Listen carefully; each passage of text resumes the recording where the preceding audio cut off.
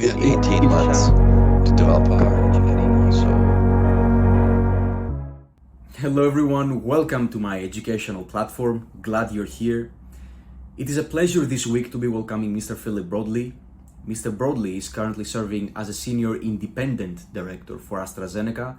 He's a non-executive director for Legal and General, of which he has chaired its group audit committee for 6 years, and he is a non-executive director for the Lancashire Insurance Group. He's been appointed as Lancashire's chair designate, a position the group expects to take immediate effect after its 2024 AGM. Mr. Broadley is serving as the London Library's treasurer, and he is also chairing the governing board of Eastbourne College in East Sussex, UK. Mr. Broadley began his career at Arthur Andersen in 1983, and 10 years after that he became a firm's partner. From 2000 and onwards, he became Group Finance Director at both Prudential plc and Old Mutual Fund for the interval 2008 until 2014. He also served as chair of the 100 Group of Finance Directors, and he was a member of the Code Committee of the Takeover panel. The 100 Group represents the views of the finance directors of the FTSE 100 and major large UK private corporations. Now, what are you going to actually see in this interview? Together with Mr. Broadley, we will dive into the most challenging aspects of his professional/corporate and executive career, among them the very difficult decisions and action within AstraZeneca following the unforeseen circumstances the COVID-19 pandemic brought. We will also dive into great leadership and career development practices. Thank you, Mr. Broadley, for taking the time out of your day to reflect upon your incredible career, and with that reflection to educate the young generation. I hope you enjoy the interview.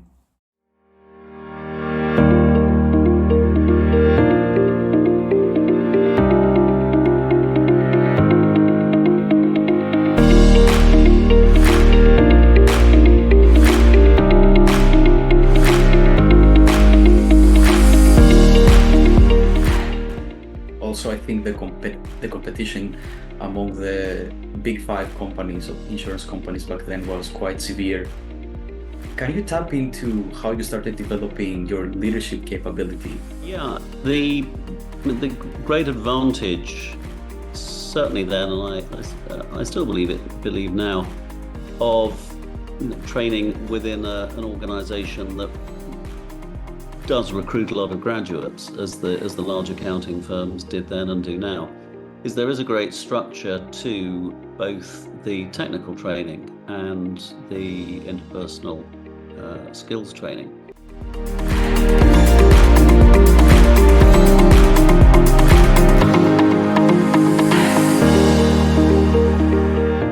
So presented with that opportunity, I would say it was actually a pretty straightforward decision for the AstraZeneca board to take. The world needed as many vaccines as it could, as could be commercialized. The results from the first batch, the phase 1 trial of the Oxford vaccine, were encouraging. So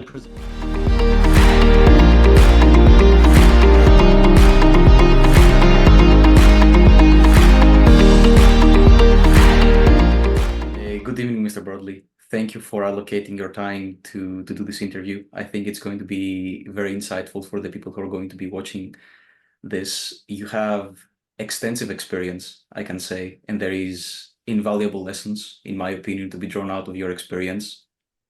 So thank you for being here. A pleasure. So I want to take you back to the beginning of your experience. I want to take you back to Arthur Andersen in about 1983 when you joined, where a decade later you became a partner. So you were specialized in auditing banks and insurance companies. I want to understand, first of all, the disruption or change that the digitalization brought in those 10 years you spent at Arthur Andersen. Can you tap into that first? Yeah,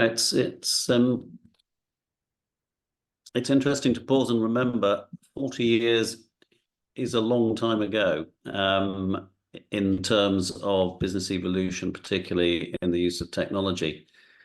The City of London in the early 1980s was still a place where messengers walked around the city carrying checks and bills of exchange because that was the quickest way to move money. And share transactions were settled with paper.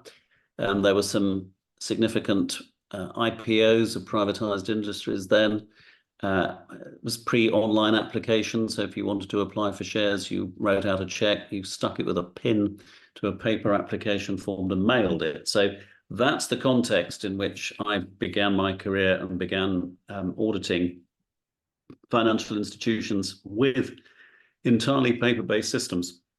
We had some applications to do computer audit techniques, data interrogation on files in some mainframe environments, but fundamentally we were using paper, and we were therefore doing our work around quite small samples of transactions. We weren't able to use the kind of techniques that are available to auditors and analysts today of downloading entire files and analyzing them. I think there were very interesting times, especially when we were approaching the 2000s, where I think the changes were even more severe. Also, I think the competition among the big five companies of insurance companies back then was quite severe.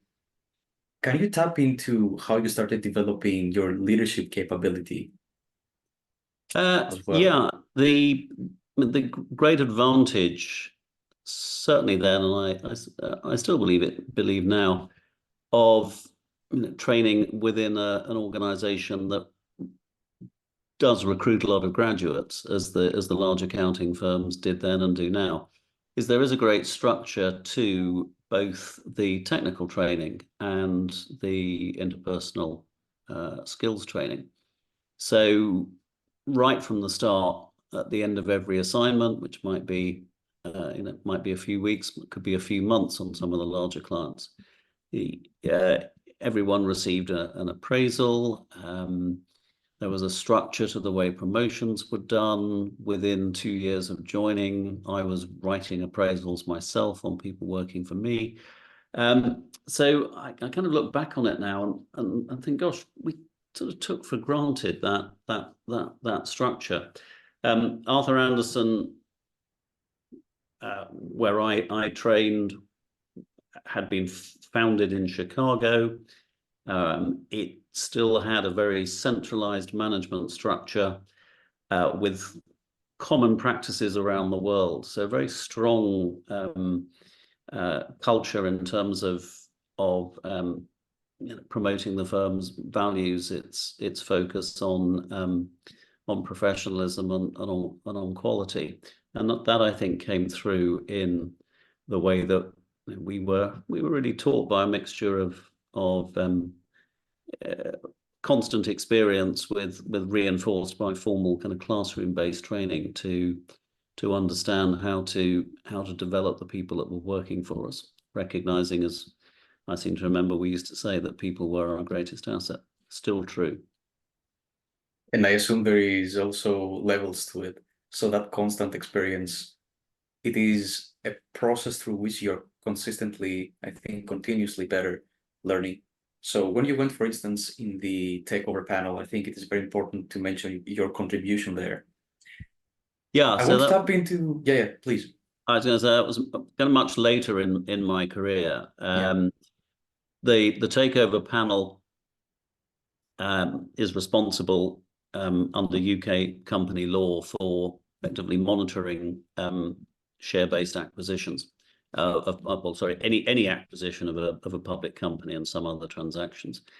It's a sort of a self-regulating organization. So its board, its staff are all drawn from the investment banks, the law firms, accounting firms, and institutions in the city. I was on the code committee for, I think, 10 years. A code committee maintains oversight over the rule book, which governs the way that acquisitions are managed. It's a curious organization. There is no other regulator of market activity like it in the world, in that it has it is both a rule maker, it is an administrator of takeovers, a guardian of takeovers, and ultimately the kind of judicial process in the rare event that people break its rules. But it's remarkable how rarely those powers have to be used, because people just understand that the takeover panel does the right thing, understands how the market works, and people respect it. So I suppose you could look at that as an example of leadership, because everyone on it has had a kind of distinguished career technically and in practice. They've worked on large transactions, they've bought businesses, they've sold businesses. And so actually what the code committee, what the takeover panel does through its code, through the way that code is administered, is provide really a kind of quality of leadership over capital markets transactions in London. I want to also discuss the associated risk with being an organization who offers such freedom, I can say quote unquote freedom. What kind of skill set did it challenge within you when you went into an organization that is basically the creator and the producer of legislation? Well, I suppose I'd start by saying that whilst the takeover panel is recognised in company law, its rule book is not legislation. But ultimately, the takeover panel does have the kind of the backing of the courts behind it through company law. So I would say that it follows the kind of classic separation of powers that you would find in the constitutional level in countries, or also actually in the way that companies are organized, between the ultimately the power of the shareholders to decide on how the company is managed, to appoint and dismiss the board, ultimately actually to exercise their rights in a takeover situation as well. And that what is absolutely behind the way that the panel has always operated is to absolutely respect the notion of equal rights for all shareholders. So one share, one vote, and to ensure that the rights of minority shareholders are protected in an acquisition. So I think everyone would recognise the importance of that separation. So, for example, having been on the code committee myself for 10 years, as I said, that now would mean I would not be eligible to be on any part of it in the future, because I might then be interpreting my own rules. And even though I would be doing so, obviously, as part of a larger group, the panel is very rigorous in the way that it recognises the potential for conflict, and manages that kind of separation of responsibility or separation of powers. I think it is very important to tap into the safeguarding aspect of shareholder interest, specifically the minority shareholders. Yeah, it is a very sensitive balance that you have to keep. So, which were the principles to make sure that every single shareholder is represented equally during a takeover? Well, the code does set out protections around, first of all, when a shareholder has to make a bid. It also has very clear rules around what it would term a concert party, so that it looks to ensure that that any shareholders who do have common links, whether that is through the same ultimate controller, that is recognised, and then the whole process, the whole timetable for a bid that's set out is around ensuring that all shareholders get access to the same level of information, and that shareholders have the time to consider their response. It also, I think, recognises that, of course, during a takeover period, many shareholders will decide to exit the to sell their shares and take advantage of the price that movement in the market. So if a bid is announced, the market will assess what the probability of that bid succeeding. The share price will often move very close to the bid price. At that point, many shareholders will take the cash option that's on the table, and the company's ownership will change. But equally, but as it changes, every shareholder that comes onto the register, their rights are still protected. They are still involved as the owners of the company, and the shares may change hands many times during the bid process, the couple of months that it will run. But all the way through, that principle of one share, one vote's protected.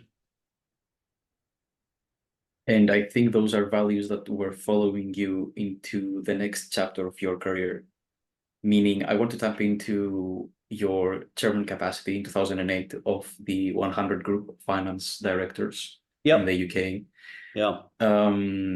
So you're opening the aperture here, safeguarding the interests of the biggest players in the UK. I want to understand the learning curve, first of all, and the greatest lessons learned from that capacity of yours. Well, I suppose there's a theme to, or common theme to, both the time that I spent on the Takeover panel and also on the 100 Group, which is, I think it is important for business leaders, executive directors of large companies to contribute to the sort of wider public policy aspects of their role. Although, as you will have gathered from the kind of the way I was answering the questions, the Takeover panel is quite a technical part of the kind of fabric of wider public policy and over aspects of the capital markets. It has an important role. The 100 Group, and you said in your question, protecting the interests of large companies, but I would hope we were doing actually rather more than that, which is also explaining what large companies, what they do, how they're governed, what is the right way of getting in, of having oversight of them, and working with regulators, with government over aspects of that debate. So although I think I became chairman of the 100 Group in 2008, I was involved with it over a much longer period. And for one specific aspect of my time there, I remember, was leading a group of large UK companies that also had listings in the New York Stock Exchange. And this was as the Sarbanes-Oxley control environment was being introduced, following a number of corporate failures in the US, particularly the collapse of Enron was one of the precursors to the Sarbanes-Oxley regime. So we were, I would say, then both in dialogue with large companies, with our auditors, with regulators, to understand how that could be, applied to foreign registrants. And it's interesting that here we are, almost 20 years later, discussing a similar attestation regime for boards and for directors over internal control systems, internal controls over financial reporting in the UK. So kind of come full circle, and I have been contributing to the to the policy formation and the consultations around those proposed changes to UK regulation as well. It is, I think, you will agree on this, a very complex portfolio of work. especially when you entered in 2008, we were going through a recession, or we went through a recession, which is going to repeat itself. Naturally, people say that this will happen. It's happening now again. And having all those conglomerates and companies safeguarding their interests at the same time can be quite complex. For instance, when you have a defense company in that portfolio, you have to liaise with the MOD, for instance, and the UK government. And then you have companies who are listed in NASDAQ as well. So it all adds to the complexity.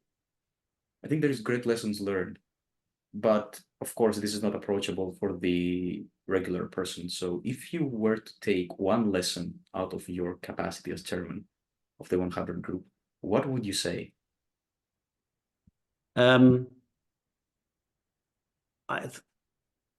think my one lesson would be that, really, to almost respond by turning your question on around.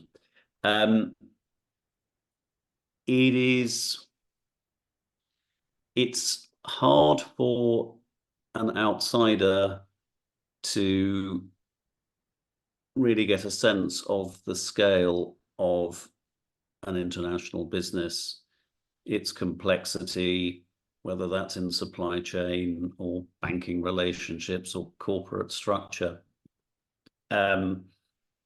or price negotiations with governments in many sectors, as you describe.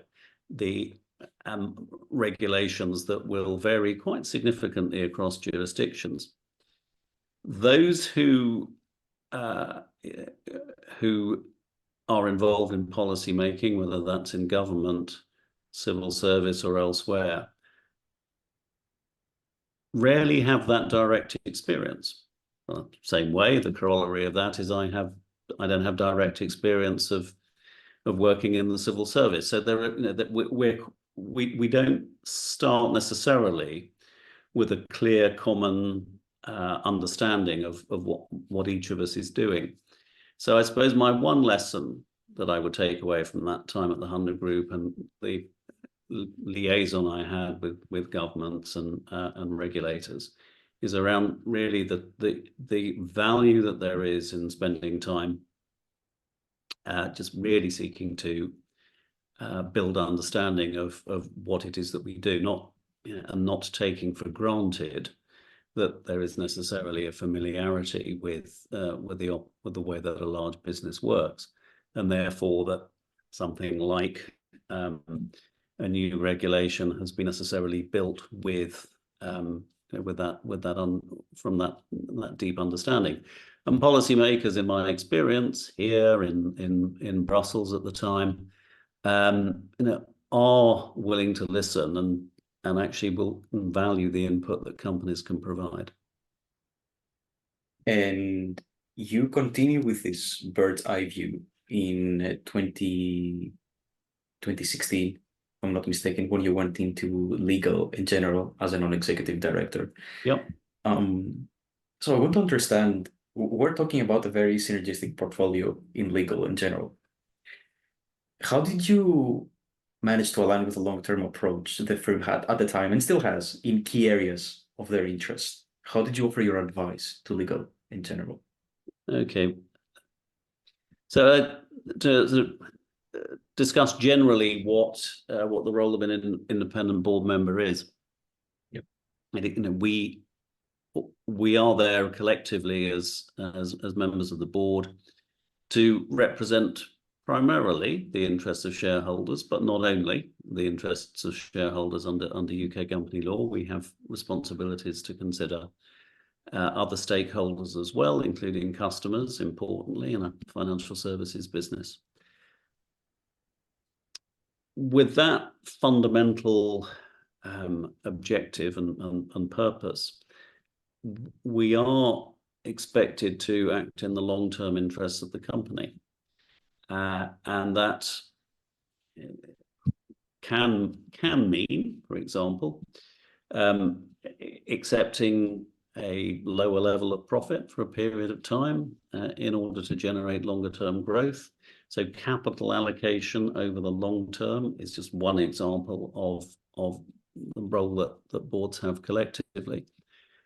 I think it's important, therefore, for independent directors to be able to be in a position where they can provide their experience to the board and to the executive management without the ambition themselves of wanting to, to cross that line between representing the interests of shareholders and becoming executive themselves. So we have an unusual structure, we have a different structure in the UK, for example, to the let's say the German model, where there is a supervisory board and a management board. So this unitary board structure is particular to the UK, and other jurisdictions are kind of modelled on UK company law. But it's how I describe it as board members should be there wanting to give their advice without ambition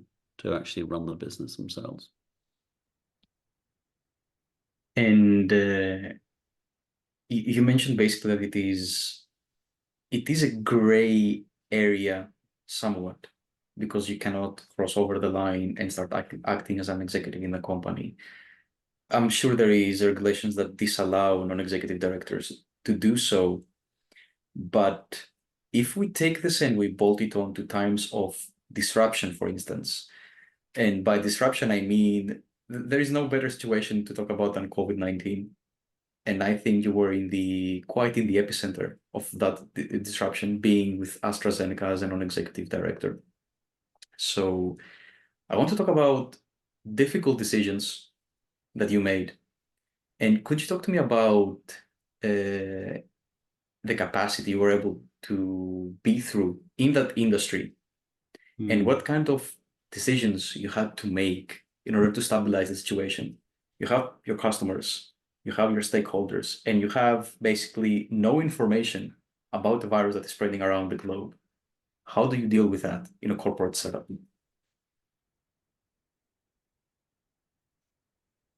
I would start again with the reference to the acting in the long-term interests of shareholders.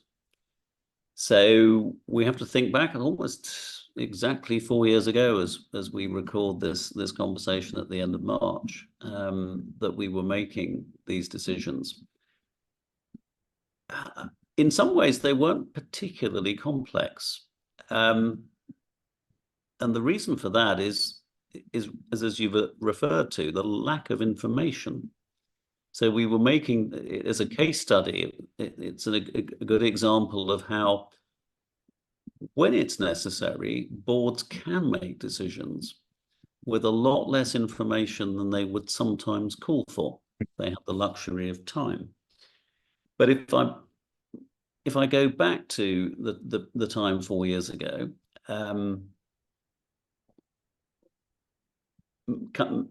China was in a complete lockdown. Many countries in Europe had introduced statutory lockdowns or and significant restrictions on movement. Air travel was curtailed, and so on. There's a long list.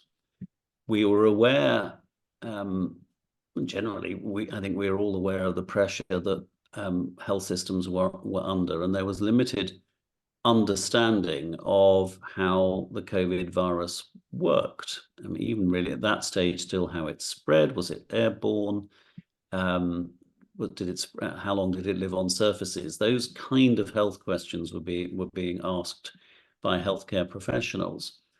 But from what AstraZeneca management and board could see, the only way that the world economy was going to return to normality was through vaccination.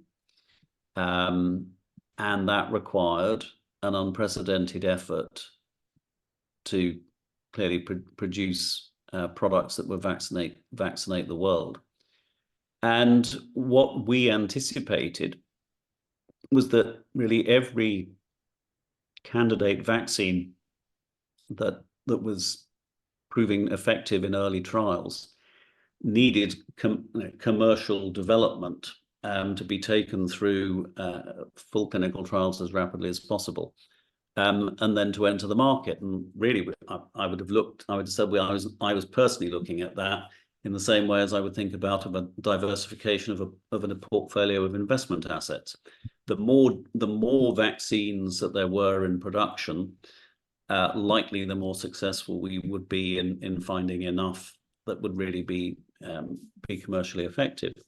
So AstraZeneca was approached by the team at Oxford that had developed their vaccine with the very clear intention that it should be commercialized and sold at no profit, so that it could be a vaccine for the world, and in particular, in the mechanism that the Oxford vaccine used was one that had been developed before, and that fitted into a standard vaccine supply chain requiring refrigerated distribution rather than deep freeze distribution, which the mRNA vaccines required. So that lent itself really to development for countries, with less developed economies and a well-established system of delivering immunization or vaccination to remote areas using that standard 4 degrees Celsius supply chain. So presented with that opportunity, I would say it was actually a pretty straightforward decision for the AstraZeneca board to take. The world needed as many vaccines as it could, as could be commercialized. The results from the first batch, the phase 1 trial of the Oxford vaccine, were encouraging. We wanted to get it into the clinic as quickly as possible and commercialize it. So the challenges then for our business were going to be around finding production partners, because the scale of growth in vaccine production in a short period of time was going to be unprecedented. So manufacturers that had not made the vaccine, not necessarily made vaccines before, but had made biological products, would be required. There are whole aspects of the supply chain, including right down to the glass vials that are used to store the vaccine in as it's being distributed. There's a limited number of manufacturers of that specific high quality sterile glassware. They need to ramp up production. So the strategic decision to produce a vaccine for the world was a relatively easy one. The task then was for a small subset of people that work for AstraZeneca to get involved in that, in the rapidity and complexity of that ramp up. But we employ about 100,000 people around the world. Probably less than 5,000 were directly involved in somewhere in the vaccine process. Everyone else was carrying on with their normal work, whether was in R&D or manufacturing or our other functions. But for a small group of dedicated people, we at the board and kind of wider society asked a lot of them, because they carried on with their existing responsibilities and they took on that enormous task, and ultimately over the course of less than 2 years produced 3 billion doses of vaccine for the world at no profit. I thoroughly believe that this action that AstraZeneca and the pharmaceutical industry took deserves an interview in itself. It is a very sensitive balance, because we're not talking about a practical, measurable, tangible portfolio of investments where you present it to a board and they say, well, yes, those numbers look pretty nice, go forward with it. Very successful strategy. We're talking about people's lives being impacted, and ambiguity and media attention, and maybe a barrage of attacks and opinions, which are very subjective, and people are going to come out and say, well, there is side effects, and some groups are going to believe that, and that creates hurdles. So you're quote unquote, rushing a process to help the world. And of course, there's going to be some side effects, not enough though to overrule the positive ones. So from your side, you created a very concise, clean strategy to resolve a problem that was unprecedented. But then you have to deal with the repercussions of actually persuading the people that what we have done is for the good. And I think this adds complexity, way more complexity than we can afford to discuss within the remaining time. But it is very interesting in my mind how it worked in such a short period. It is a testament to what AstraZeneca was able to produce. I would certainly say that when we took that initial decision, as I've already mentioned, we anticipated that there would be probably more vaccines that would kind of be scaled up into production of at least of the hundreds of millions level than turned out to be the case. So the two most used vaccines ultimately turned out to be Pfizer's mRNA vaccine, the AstraZeneca one using a different technology, Moderna mRNA to a lesser extent, and some others, and then also China produced its own. So we certainly didn't anticipate that we would end up producing so many of the Oxford vaccine and being such a large part of the world. I think we did anticipate, as I said, that this was going to be an unprecedented effort on the part of the industry, working very closely with government. And don't forget, we were supported by a number of national governments, notably in the US and the UK. All of the manufacturers to produce and as quickly as we could. Inevitably, with those short lead times, the opportunity to conduct multi-year studies was not there. But faced with the infection rates and both the serious illness rates from COVID as well as fatality rates in the early period, that balance between the efficacy of what the vaccines were showing versus the consequences in patients presented a strong evidence for vaccination. Clearly, as time went on, and as the virus inevitably mutated into different forms, then the balance of what was the right age, what were the right age groups to vaccinate, and so on changed, and that process for all of the manufacturers and indeed for government health authorities kind of proceeded as we thought it would. But all of this being played out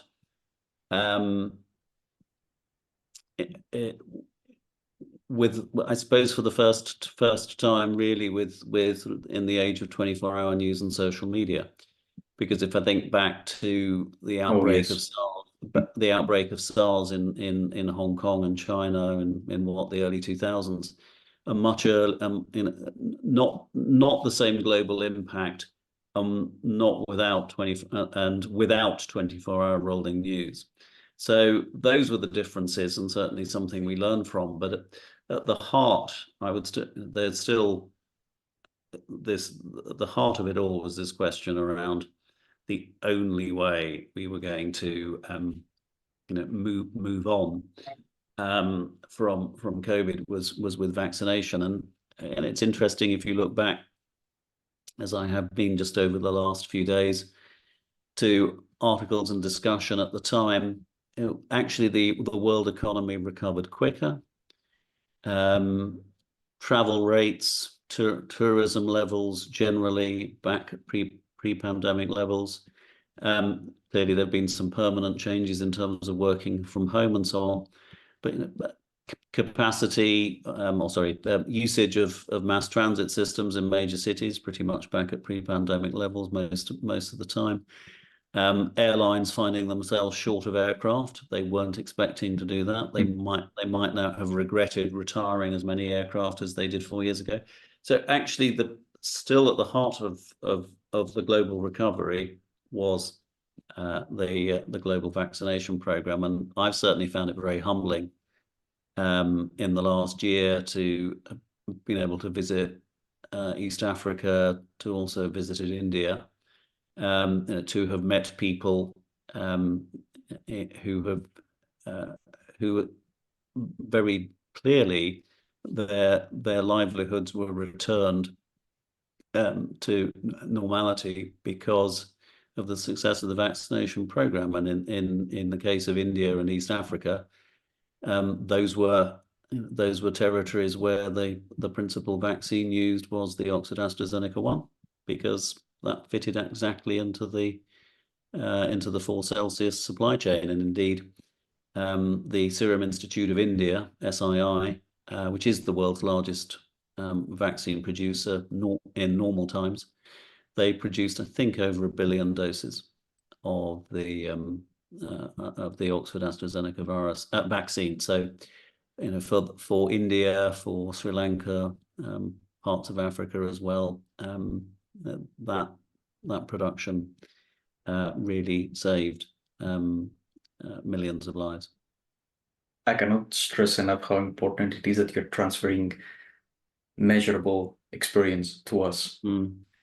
I believe the general public has a vastly different perception than yours, because naturally not everybody can be in the epicenter of the creation of an antidote to such a disease, and it doesn't regularly happen, of course.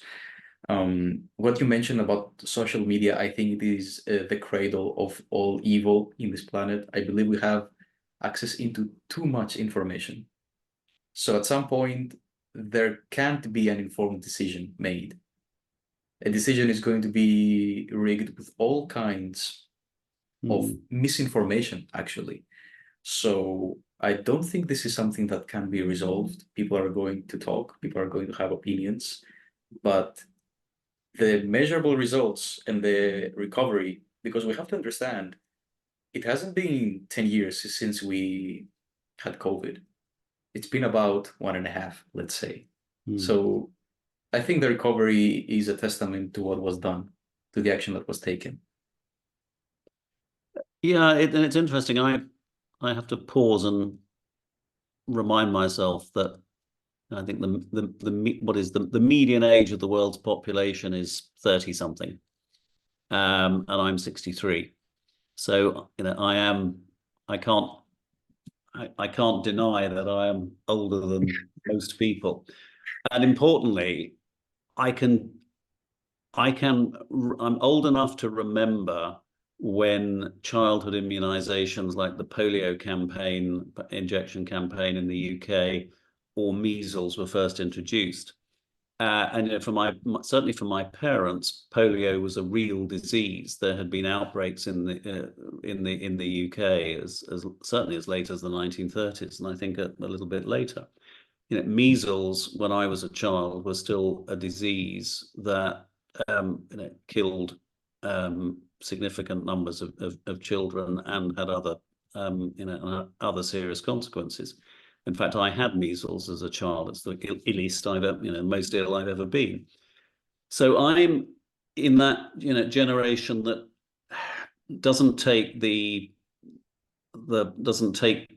for granted the benefits of mass public health initiatives, and I recognise that in many developed countries now, a large part of the population actually hasn't experienced what the consequences of infectious diseases spreading, and therefore actually how valuable immunization remains. And I think it is important that we don't lose sight of that. And the pandemic experience, and there's almost certain to be other pandemics perhaps not in my lifetime, but certainly in those who are of median age and below, that we do learn from what happened this time around and recognise that actually our defence, the human immune system is immensely powerful.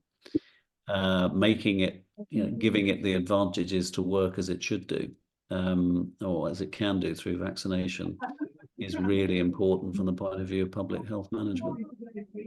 And we also understand that every abrupt change, especially change that has to do with human lives, will be maybe frowned upon by some people. Some people are going to be naturally scared. But as we mentioned, there was no time for linear change during COVID. Something had to be done, and something had to be done quickly.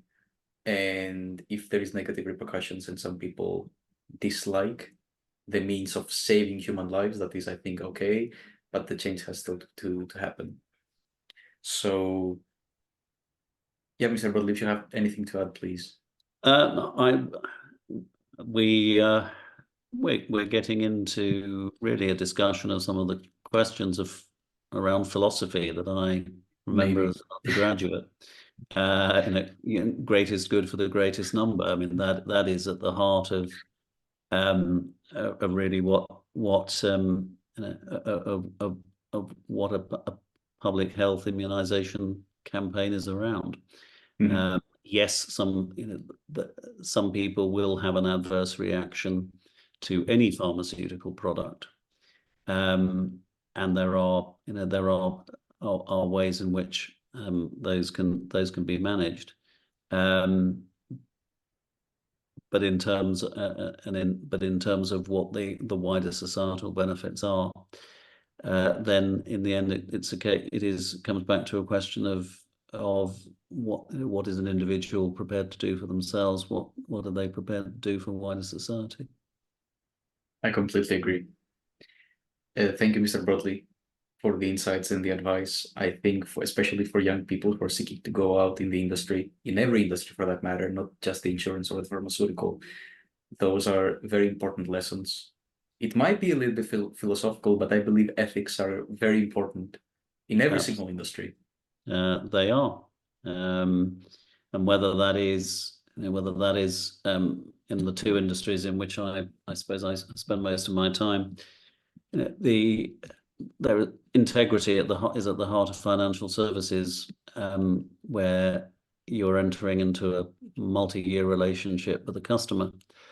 And similarly, actually, with many pharmaceutical products, for treating chronic conditions, the patient via their physician and often paid for by either the government health system or by a private insurer. But nonetheless, the patient is actually similarly entering into a multi-year relationship with a provider of medicine, and absolutely has to be able to trust the system which is providing that medical care and that pharmaceutical intervention. So absolutely, ethics, integrity is at the heart of everything that I've ever really been involved with. Of course, and I think they will exist in my career as well. These are very invaluable lessons for me too. Thank you, Mr. Broadley. Have a beautiful evening. Thank you. Great. Okay. Bye-bye. Bye. Thank you for taking the time to watch this incredible interview with Mr. Broadley. I hope you enjoyed it. Most of all, I hope you learned from it, and I will see you in the next one.